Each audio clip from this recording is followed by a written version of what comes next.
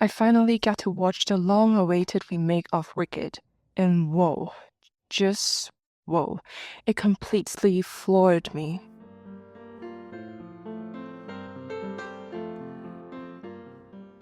As a Broadway classic, Wicked is already a legendary, but seeing it reimagined on big screen gave me a whole new appreciation for its depth, its power, and its message, especially in today's world.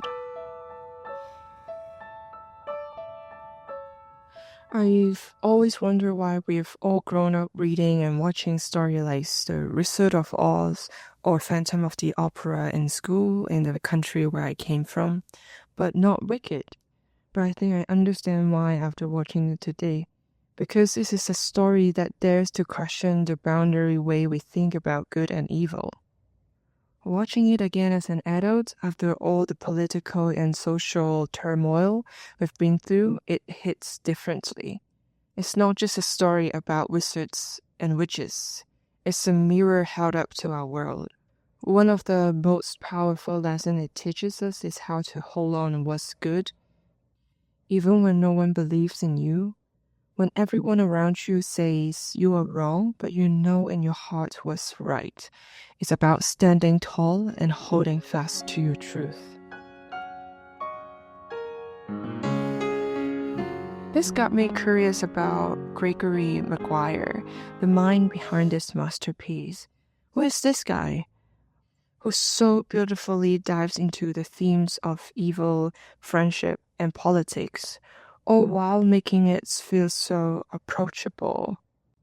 I came across a fascinating BBC article about him, and I learned something that made me see Wicked in a whole new light. When Maguire was writing the story, he was deeply affected by a tragic event in the UK. The murder of the 2-year-old James Boucher by 2 young boys. It made him confront the question, where does evil come from? Is it something we're born with? Something we learn? Something society shapes in us? Maguire's theory, which he explores so brilliantly in The Wicked, is that much of what we call evil streams from self-loathing. He believes that when someone hates themselves deeply enough, they turn that hatred outward, hurting the world instead of themselves. It's haunting, but it also feels painfully true. He also drew from Graham Greene's words in The Power and the Glory. Most evil is simply a failure of imagination. Think about that for a moment. Evil arises when we cannot or won't imagine what it's like to be someone else.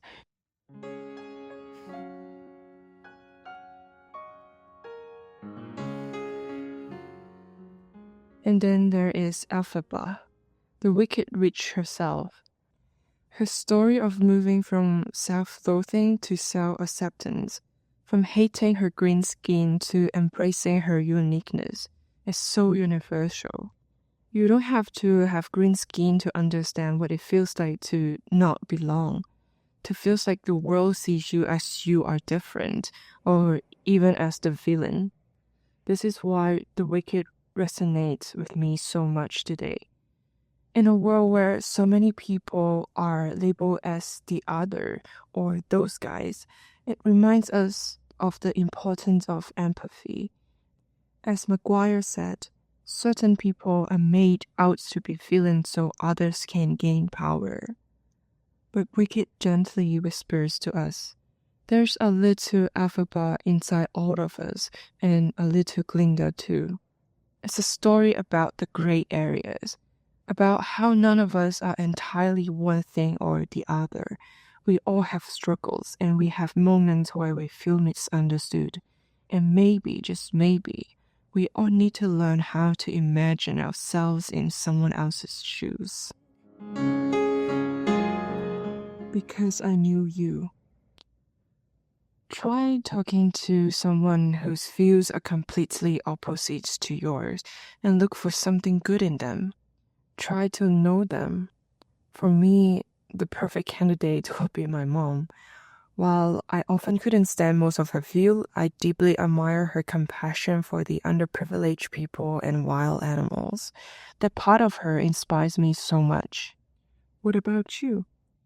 Can you think of someone that you don't really want to talk to? Maybe today we can try to embrace the messiness, the magical complexity of being human. Thank you for joining me on this journey. If you haven't seen The Wicked yet, run. Go watch it to your nearest cinema. I'm Sa Yin. Thank you for listening. Until next time, take care of yourself and each other.